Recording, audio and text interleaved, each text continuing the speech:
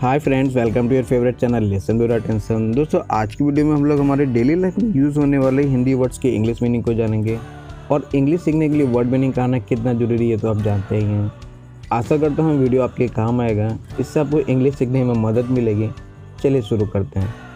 हमारा पहला वर्ड है याद करना। याद करना को इंग्लिश में रिमेंबर या फिर रिकॉल कहते हैं। रिमेंबर या फिर रिकॉल, ये एक वर्ब का एग्जाम्पल है। सेंटेंस में इसका यूज़ होगा रिमेंबर द नेम। इसका मतलब हुआ नाम को याद रखना।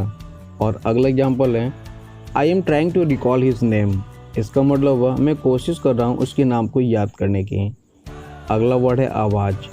आवाज़ को इंग्लिश में वॉइस कहते हैं और ये एक नाउन का एग्जाम्पल है। सेंटेंस में इसका यूज़ करेंगे योर वॉइस इज़ स्वीट। आपकी आवाज़ मीठी है। और दूसरा sentence I heard your voice. इसका मतलब हुआ मैंने आपकी आवाज़ सुनी। आनंद। आनंद को इंग्लिश में प्लेजर कहते हैं। ये एक नाउन का एग्जाम्पल है। आनंद को हम लोग हिंदी में खुशी भी कह सकते हैं। सेंटेंस में इसका यूज़ करेंगे I am doing this for my pleasure. इसका मतलब हुआ मैं इसे कर रहा हूँ अपनी खुशी के लिए। और अगला एग्जाम्पल है इट गिव्स मी प्लेजर। इसका मतलब हुआ यह मुझे खुशी देता है।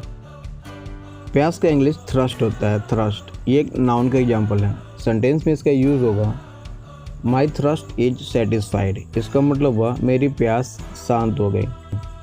अगला वर्ड है प्यासा। प्यासा का इंग्लिश थ्रस्ट ही होता है और ये एक एडजेक्टिव का एग्जाम्पल है।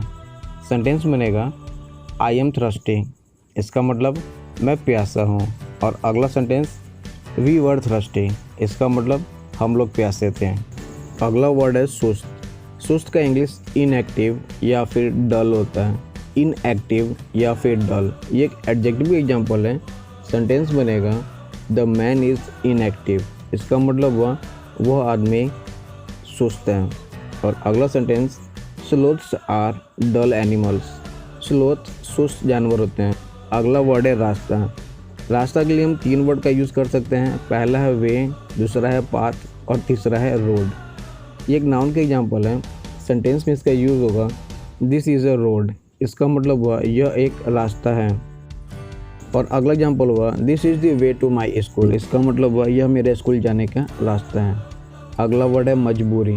मजबूरी को इंग्लिश में कंपल्सन कहते हैं। कंपल्सन, ये एक एडजेक्टिव का एग्जाम्पल है। सेंटेंस में इसका यूज़ होगा दिस इज़ माई कंपल्सन। इसका मतलब हुआ यह मेरी मजबूरी है। अगला एग्जाम्पल देखते हैं to do this is my compulsion. इसे करना मेरी मजबूरी है। अगला वर्ड राष्ट्रभक्ति। इससे हम लोग देशभक्ति भी कह सकते हैं। इंग्लिश में इसके लिए वर्ड यूज़ होगा पैट्रियोटिज्म या फिर नेशनलिज्म। पैट्रियोटिज्म या फिर नेशनलिज्म, ये एक नाउन है। सेंटेंस में इसका यूज़ होगा दिस इज़ पैट्रियोटिज्म। इसका मतलब हुआ यह देशभक्ति है। अगला एग्जाम्पल देखते हैं Bhagat Singh patriotism was great. यानी भगत सिंह की राष्ट्रभक्ति महान थी। देखते हैं बदतमीज। बदतमीज का इंग्लिश होता है रूड। रूड, ये एक एडजेक्टिव है। सेंटेंस में इसका यूज़ होगा हाउ रूड ही इज़।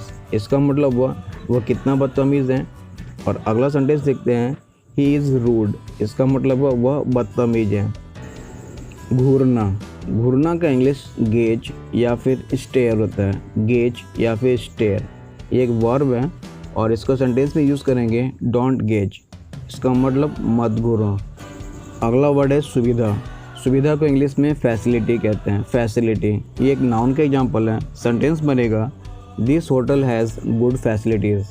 इसका मतलब हुआ इस होटल के पास अच्छी सुविधा है। और अगला सेंटेंस देखते हैं आई नीड सम फैसिलिटी। इसका मतलब हुआ मुझे कुछ सुविधा चाहिए। अगला वर्ड है देरी। देरी को इंग्लिश में डिले भी कहते हैं। डिले, एक नाउन का एग्जाम्पल है। सेंटेंस में इसका यूज़ करेंगे I am sorry for the delay. इसका मतलब हुआ मैं दुखी हूँ देरी के लिए। और अगला सेंटेंस देखते हैं there is some delay to start the party. यानी पार्टी स्टार्ट करने में कुछ देरी है। दामाद। दामाद को इंग्लिश में हम लोग बोलते हैं सन in law. Sun in law, ये एक नाउन का एग्जाम्पल है। सेंटेंस में इसका यूज़ होगा I am his son in law. इसका मतलब हुआ मैं उनका दामाद हूँ। अगला वर्ड देखते हैं निर्भर। निर्भर का इंग्लिश डिपेंड होता है। डिपेंड, ये एक वर्ड का एग्जाम्पल है। सेंटेंस में इसका यूज़ करेंगे डोंट डिपेंड ऑन अदर्स। इसका मतलब हुआ दूसरे पे निर्भर ना हो। और अगला सेंटेंस देखते हैं we depend on plants for our food. इसका मतलब हुआ हम लोग अपने खाने के लिए प्लांट पे, पौधे पे निर्भर करते हैं। सस्ता, सस्ता का इंग्लिश चीप या फिर इनएक्सपेंसिव होता है। चीप या फिर इनएक्सपेंसिव ये एक एडजेक्टिव का एग्जाम्पल है और इस वर्ड से सेंटेंस बना के आप मुझे कमेंट करेंगे। अगला वर्ड है महंगा। महंगा का इंग्लिश एक्सपेंसिव होता है। एक्सपेंसिव ये एक एडजेक्टिव है और सेंटेंस भी इसका यूज़ करेंगे, दिस इज़ वेरी एक्सपेंसिव। इसका मतलब हुआ ये बहुत महंगा है। आशा करता हूँ वीडियो आपको अच्छा लगा होगा। अब तक आपने क्या सीखा इसे चेक करने के लिए मैं कुछ वर्ड्स दे रहा हूँ जिनकी मीनिंग आप मुझे कमेंट कर सकते हैं।